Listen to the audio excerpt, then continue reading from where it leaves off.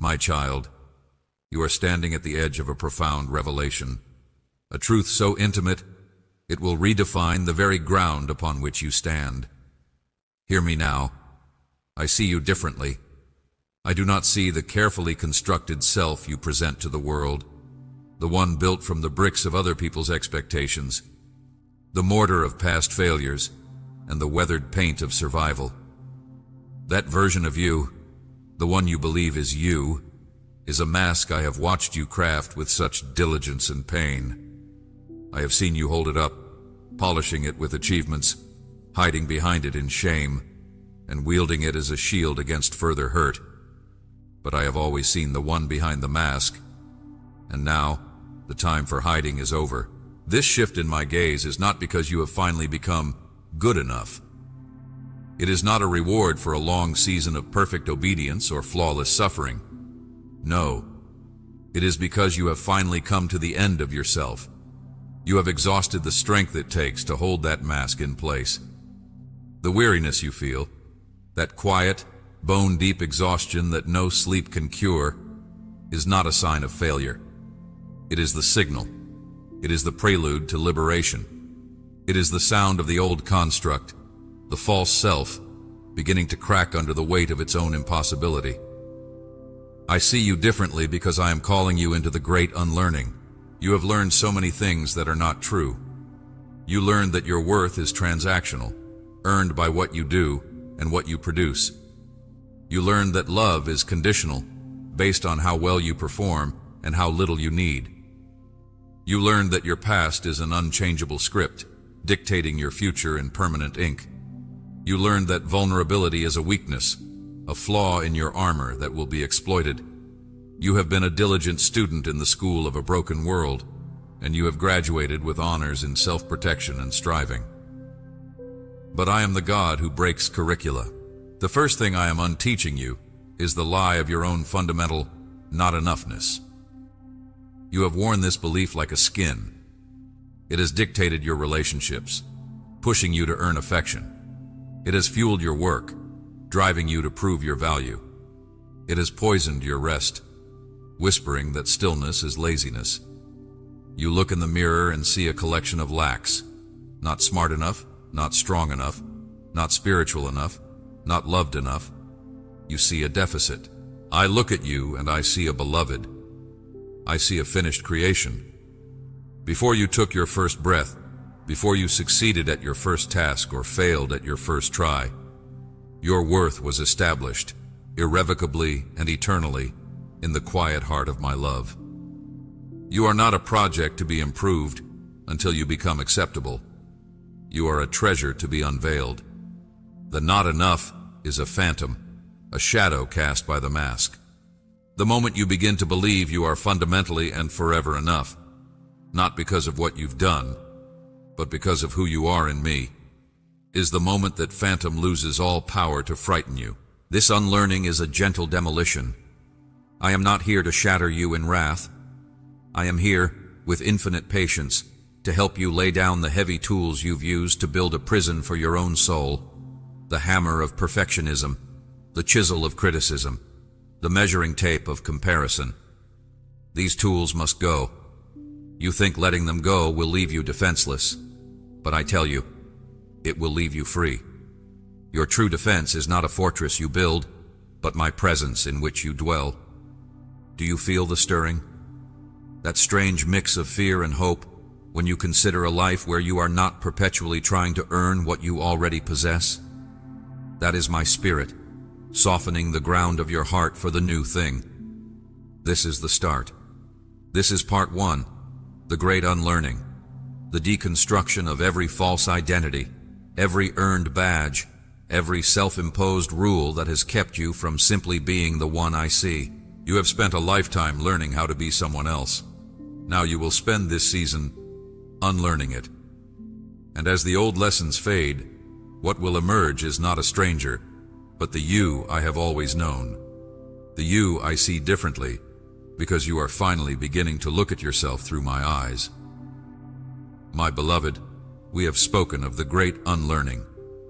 Now we must look with clear eyes upon the portrait you have been holding up for the world. and for yourself to see. This is the version of you that I am gently setting aside. It is not being erased in anger, but retired with the tenderness one shows a worn-out tool that has served its purpose, but can serve the new journey no longer. I see you clinging to the portrait of the permanent apologist. This is the you who walks through life with a whispered sorry on your breath, a default posture of appeasement. You apologize for your space, for your needs, for your success, for your failure, for your very existence. You have believed that by making yourself small, you could avoid conflict. By anticipating disapproval, you could somehow neutralize it. This portrait was painted in the colors of fear, fear of rejection, fear of causing offense, fear of being truly seen as a demand on the world. But I did not create you to be an apology. I created you to be an announcement. Your life is not an intrusion. It is a divine insertion into time and space, a deliberate act of my will. The sorry that has lubricated your every interaction was a shield. It is time to lay down that shield. Your authentic presence, standing firm without flinching, is not an act of aggression. It is an act of truth. I am no longer validating the narrative that you must shrink to belong. I see you treasuring the portrait of the relentless accountant. This is the you who keeps a meticulous, subconscious ledger of all kindness given and received, of hurts inflicted and endured. Your spirit has been a bookkeeper, constantly assessing the balance. Do I owe? Am I owed? This portrait was crafted in the ledger of a world that teaches love is a limited commodity to be traded. It has left you weary, constantly auditing your relationships, fearing debt, and resenting credit. My child, my economy is one of infinite grace. In my kingdom, accounts are settled not by repayment, but by release. The ledger you clutch is a fiction. The love I pour into you is not a loan to be repaid with interest to me or to others. It is a river meant to flow through you. When you give, you do not go into deficit. When you receive, you incur no debt. I am closing the books on this old identity. You are not an accountant. You are a conduit.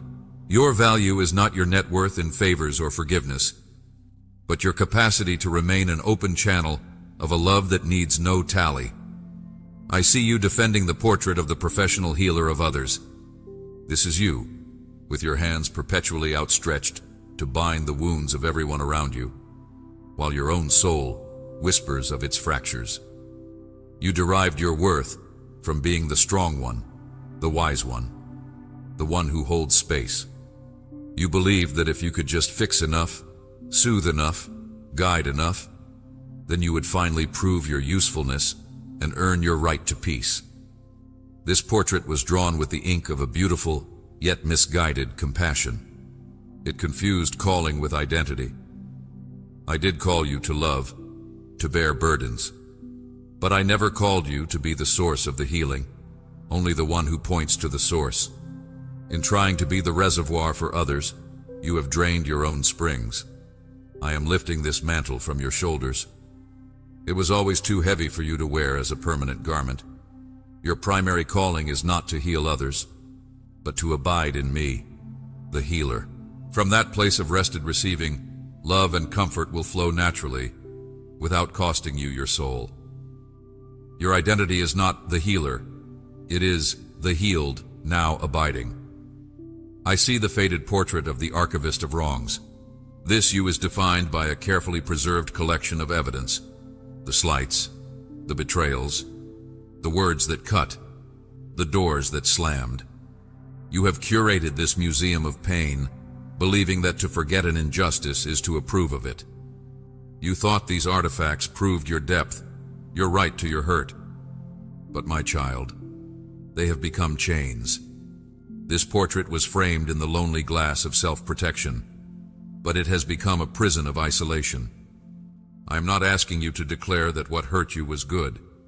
I am asking you to see that your identity is not the sum of those hurts. You are not your trauma. You are not the collection of your worst moments. I am leading you out of the archives and into the living present. Your history is a chapter, not the title of your book. I am the author, and I say the most profound chapters are ahead. The archivist must lay down her files and step into the sunlight of today, where my mercies are new and not contingent on the old ledgers. Beloved, these portraits, the apologist, the accountant, the professional healer, the archivist, they hang in the gallery of your old self. You have polished them, defended them, and mistaken them for your true face. But I see you differently. I am looking past these framed images to the living, breathing soul behind them.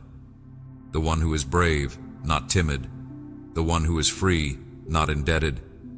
The one who is whole in me, not depleted from pouring. The one defined by promise, not by pain. This is the great shift. I am no longer engaging with you as those portraits. When you pray from the place of the apologist, I will answer the courage I see beneath it. When you come to me as the weary accountant, I will settle accounts with a grace that obliterates the ledger. I am interacting with the real you, the one I have known all along, who is finally emerging from behind the canvas. The demolition of the old gallery is an act of supreme love. It is not destruction, it is liberation. Now take a breath. Feel the space that is created as these old identities are gently taken down from the walls of your spirit. That space is not emptiness. It is holy ground, prepared for what I will hang in their place, the mirror of my own truth about who you are. My precious one, with the old portrait set aside, a sacred silence falls in the gallery of your soul. Do not mistake this quiet for emptiness or abandonment. It is the pregnant pause before a revelation. It is the cleared space where my voice will echo, not to correct, but to coronate. For now I speak the names I have held for you in my heart since before time began. These are not titles you must earn, but truths you must learn to wear. I no longer call you wanderer, though your path has often felt directionless. I now call you guided. Feel the difference.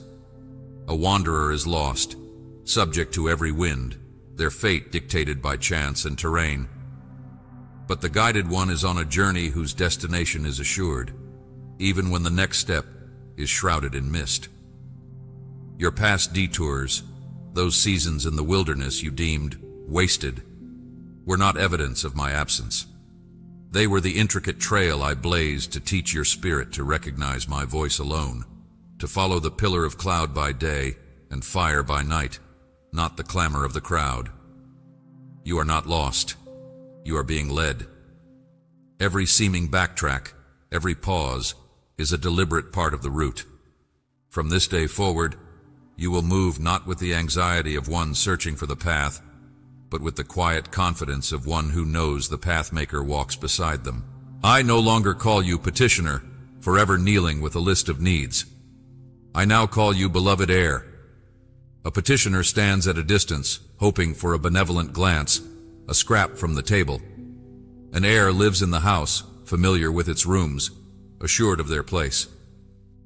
You have come to me so often with hands outstretched in supplication, and I have loved your coming. But now I am drawing you closer.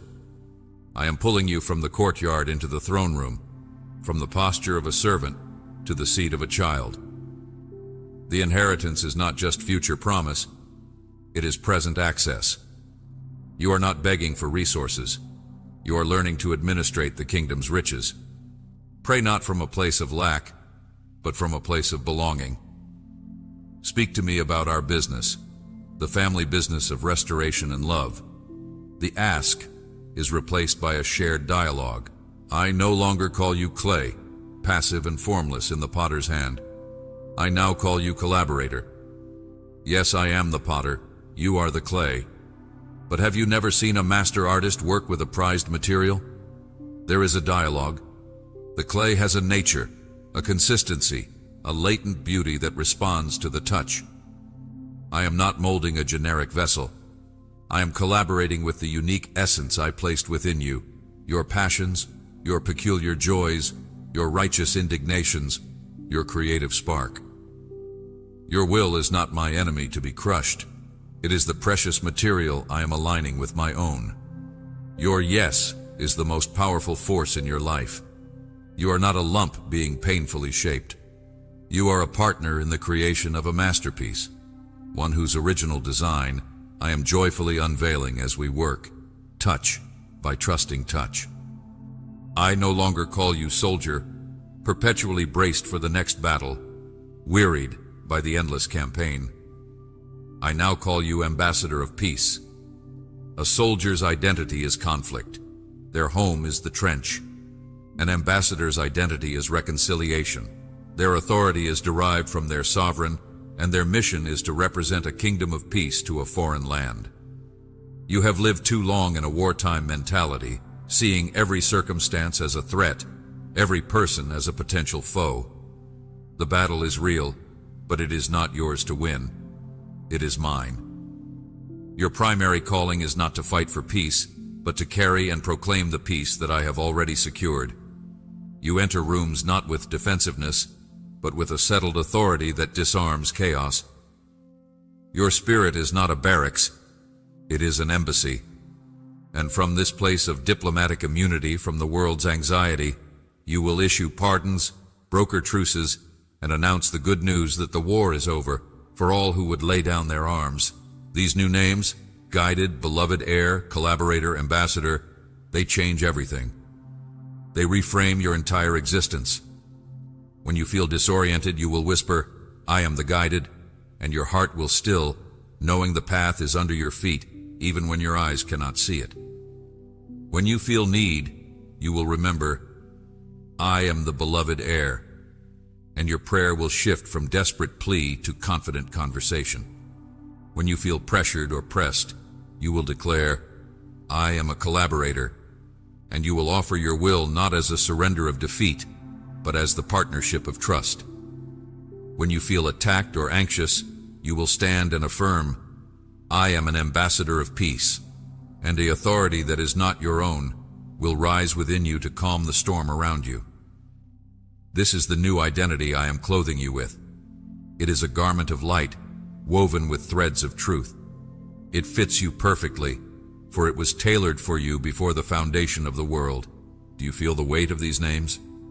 They are not heavier than the old ones. They are weighty with glory. They carry authority, not anxiety. They speak of relationship, not transaction. The old names described what you did, wandered, petitioned, or what you were, clay soldier. The new names describe who you are in relation to me.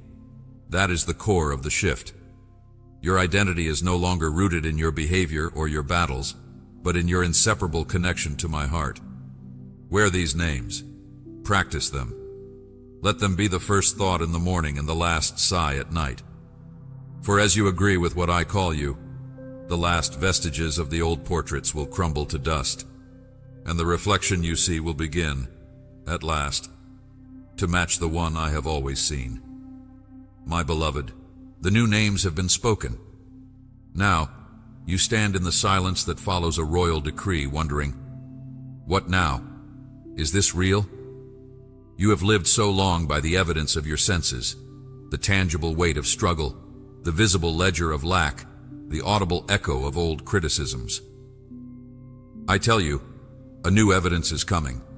A shift has been declared in the heavens concerning you, and that shift must now manifest in the earth of your daily life. It will not be ghostly or vague. It will be as concrete as the ground beneath your feet. I will make the invisible transformation visible. The first evidence will be divine ease in former struggles. You will encounter situations that once would have triggered a familiar cyclone of anxiety, striving, and frustration. The problem will be the same. The circumstances may look identical, but you will be different. Where you once strained to push a boulder uphill with your own strength, you will find a handhold, a lever, a sudden downward slope you never saw before. Solutions will present themselves with a gentle clarity that feels like grace. Conversations that were once minefields will unfold with a surprising peace. This is not magic. It is the natural result of a soul operating from its true identity as a guided heir, not a striving petitioner. You are no longer laboring under the old, cursed ground where you earned your keep by the sweat of your brow. You are moving in the inheritance of rest. The struggle lifts, not because the challenge disappears, but because the weight of your old self, the one who believed she had to conquer everything alone, has been removed. Watch for this ease. It is my signature on your new name. The second evidence will be synchronized provision. You have known need. You have known the anguish of timing that seems cruelly off, the resource arriving just after the crisis, the opportunity appearing just before you were ready. I am synchronizing the clocks of heaven and earth over your life. You will think of a need, and its answer will already be in transit. An unexpected check, a timely word, a connection that solves a problem you'd only just begun to pray about. This is the economy of the beloved heir. It is not the economy of scarcity and lag, but of a father's attentive, preemptive care. The provision will often arrive not in the form you demanded, but in the form I know is best. You will learn to recognize my packaging. It will feel less like a desperate answer to a prayer and more like the thoughtful fulfillment of a family need, supplied from the household stores before the request was fully uttered. The third evidence will be the attraction of divine alliances. The old you, the relentless accountant and professional healer, attracted relationships based on transaction and drain.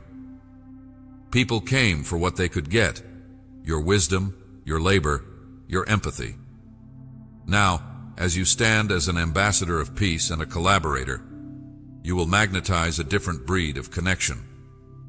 You will attract co-heirs, fellow ambassadors, and divine collaborators. These relationships will feel effortless.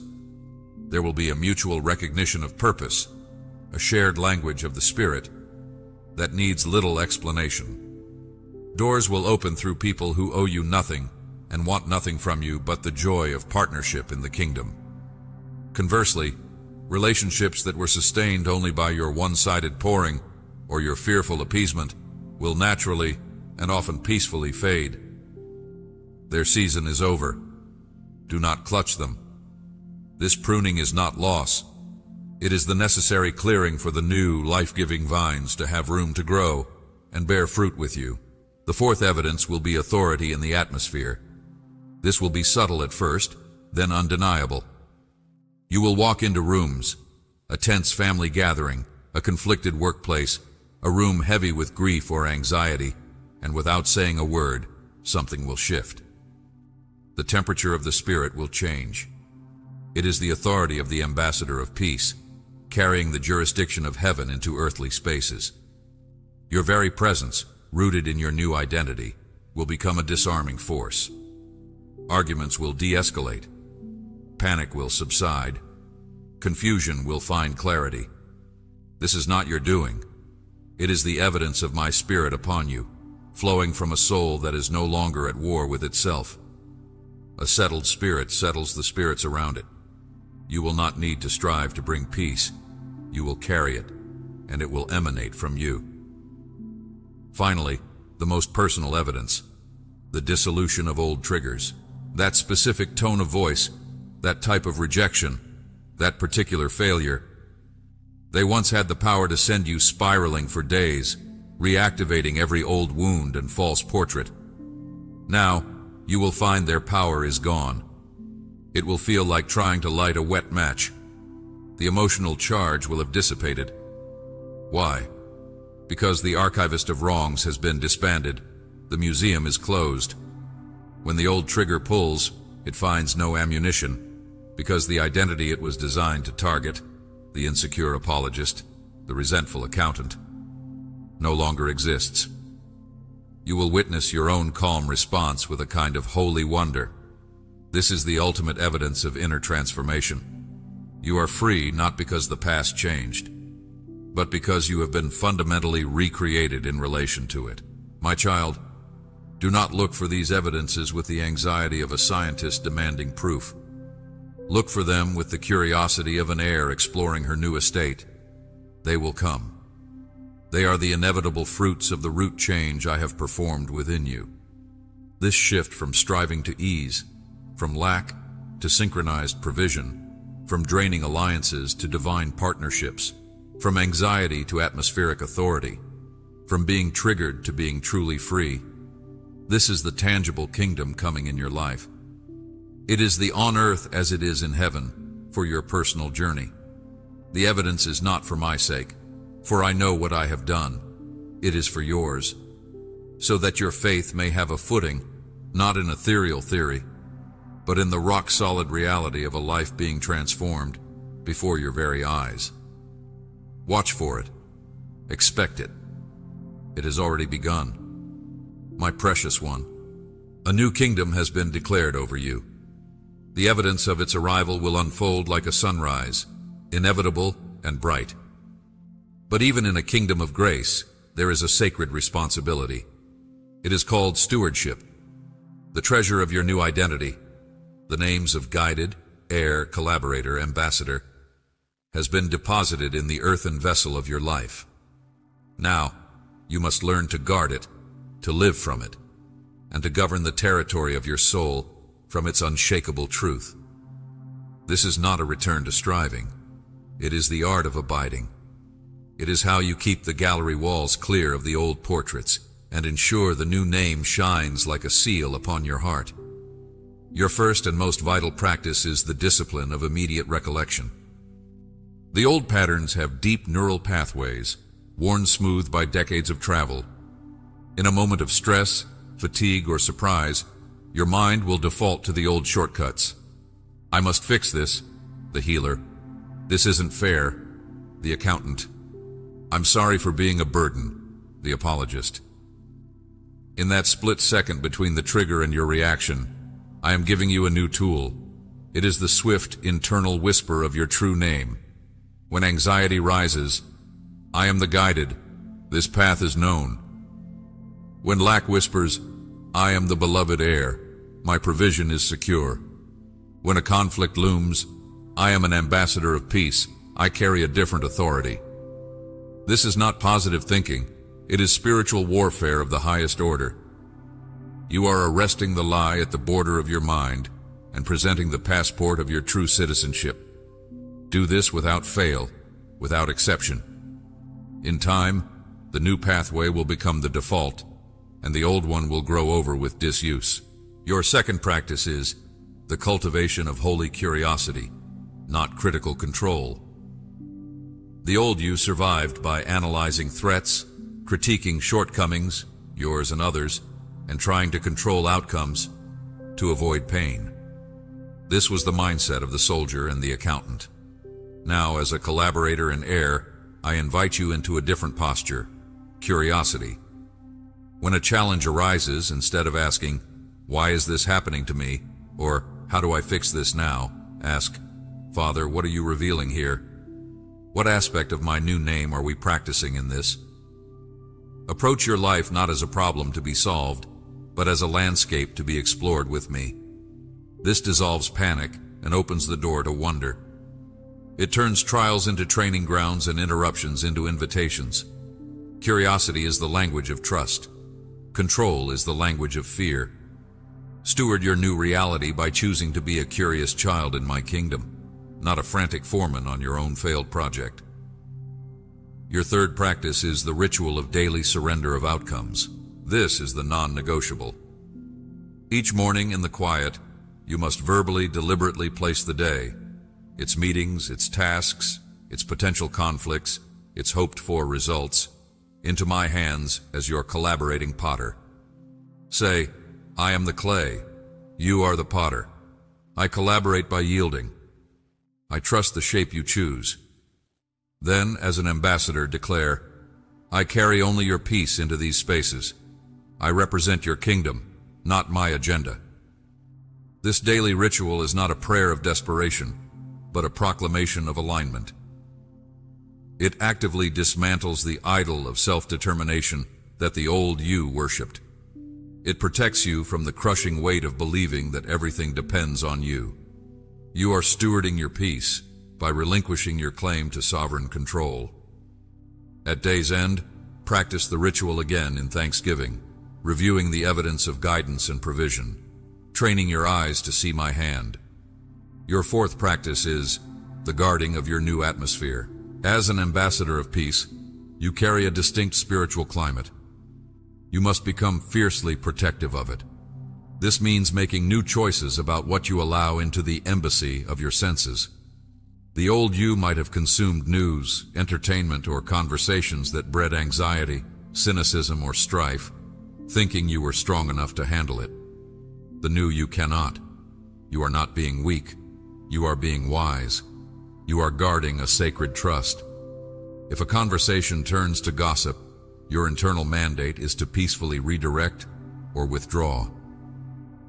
If a form of entertainment violates the peace of your spirit, you turn it off. You are no longer a civilian soaking in the culture's chaos. You are a diplomat maintaining the protocols of your home kingdom. This guarding extends to your own self-talk. A thought that contradicts your new name is an illegal immigrant in your mind. Refuse it entry. Finally, practice the communion of abiding, not using. This is the heart of it all. The old you knew how to use prayer as a distress call, a shopping list, a last resort. Our connection was functional and often frantic. Now you must learn the communion of abiding. This is simply being with me, not to get anything, not even to say anything, to be. Sit in the silence of your new identity. Let my affirmation of you wash over your spirit like a gentle tide. Read my words not as instructions to dissect, but as love letters to cherish. This abiding is the source of everything. It is the root system that draws nutrients into the tree of your new life. Without it, the evidence will wither, and you will find yourself trying to perform the new identity in your own strength, which is merely the old slavery in a new costume. Abide. Let your primary activity be receptivity. My child, stewardship feels active because it requires your will, but it is the will to rest, the will to receive, the will to agree. You are not building this new reality. You are inhabiting it. These practices are the simple daily mechanics of that habitation, like breathing in a new atmosphere. Do not be overwhelmed. Start with the whisper of your name. The rest will follow. This is how you live in the already of your new identity, while the not yet of its full manifestation unfolds around you. You are the steward of the most precious truth, who you are to me. Guard it with your life, which is now hidden, safe and secure, in mine. My beloved, as the new dawn breaks over your life, do not be surprised to find a deep, final shadow stretching across the threshold. This is not a sign that the shift is false. It is the definitive proof that it is profoundly real. What is valuable in my kingdom is always contested. Your old self did not surrender its throne quietly, and the enemy of your soul will not stand by and watch you occupy your true authority. He does not fight fair. His last, most cunning strategy will not be loud opposition, but subtle counterfeit. He cannot destroy what I have created, so he will seek to distort it, to offer you a brilliant, convincing fake of your new identity. You must be wise. You must discern the final resistance. The first counterfeit, striving for the anointing instead of resting in the identity. You have been named guided and heir. The enemy will immediately whisper, now you must prove you are guided. You must hunt for signs, dissect every coincidence, and perform spiritual gymnastics to demonstrate your worthiness of the inheritance. This turns the gift of guidance into a new law, and the rest of the heir into a new labor. It will feel like holy urgency, but it will carry the familiar sting of anxiety. The true evidence of being guided is a deep, internal peace that you are on the path, even when you don't see it. The true evidence of being an heir is quiet confidence, not frantic demonstration. The moment you feel pressure to perform your new name, you have taken the bait. Remember, I called you before you performed. Return to the practice of abiding. The anointing flows from the identity, not the other way around. The second counterfeit, the isolation of the special one. As you step into your role as collaborator and ambassador, the enemy will seek to inflate your sense of self-importance. He will isolate you with thoughts like, "No one understands your journey. You are alone in this. Others will hold you back." Your calling sets you apart from people, not for them. This is a lethal distortion. True collaboration requires community. A true ambassador serves a people and represents a king to others. This counterfeit will dress itself in spiritual language. "I just need to be alone with God," but its fruit will be pride, loneliness, and a critical spirit towards the very body you are called to serve. I am drawing you into deeper connection, not out of it. Your new identity is a bridge, not an island.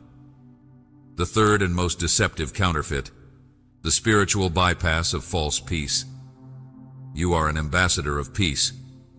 The enemy will offer you a cheap imitation, numbness, avoidance, or spiritual platitudes that paper over real pain. He will tempt you to just praise through it without acknowledging the wound, to forgive and forget without processing the injustice, to declare peace, peace, where there is no peace. This false peace is a sedative, not a solution. It leaves the wound infected beneath a pretty bandage. The true peace I give is a reconciling, surgical force. It walks into the storm, weeps with those who weep, names the hard truth, and then speaks, "Be still." It is active, engaged, and often begins with the courageous acknowledgement, "This hurts, this is wrong." Do not accept a peace that requires you to abandon your own humanity or the suffering of others. My peace is robust enough to hold the tension of already and not yet, of victory and groaning. The fourth counterfeit, nostalgia for the old bondage. In a moment of fatigue, when the new way feels unfamiliar and the evidence seems slow, a strange, sweet sadness will wash over you. It will be a romanticized memory of the old struggle. It was simpler when I just knew I was a struggler. My relationships, though draining, were predictable. My role as the martyr had a perverse dignity. This is the siren song of the known prison. It calls to the part of you that fears the responsibility of freedom. It is a lie.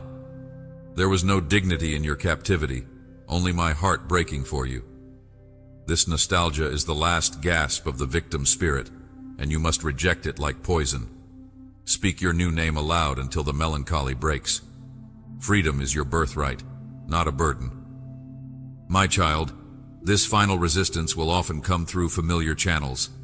A well-meaning but fearful friend who warns you not to get your hopes up, a circumstantial setback that screams, "Nothing has changed," or your own mind replaying the greatest hits of your past failures.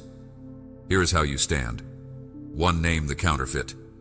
When you feel the old anxiety to perform, declare, "This is the counterfeit of striving. I am arresting air."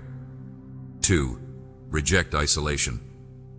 When you feel the pull to separate in pride or hurt, reach out. Send a text. Ask for prayer. Attend to someone else's need. Prove the lie wrong through connection. 3. Embrace tension.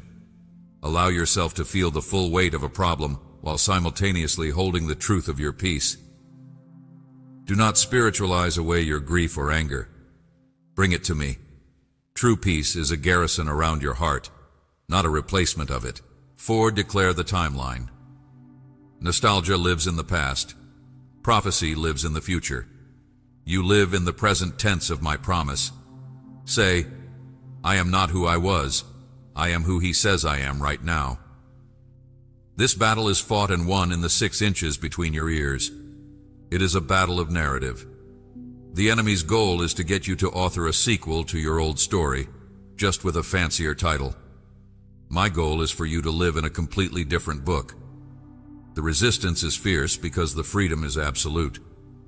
The counterfeit is convincing because the genuine article is so priceless. But you have this assurance. The one who spoke the new identity over you is the one who guards it. I am your shield. This is not your fight to win. It is your truth to stand in. When the shadow looms, you need not attack it with fury.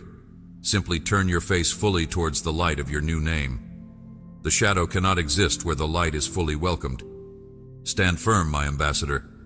Abide, my heir. Collaborate in this, my trusted one. The final resistance is not a barrier to your breakthrough. It is the last trembling wall of the old fortress, already doomed to fall before the advancement of who you truly are.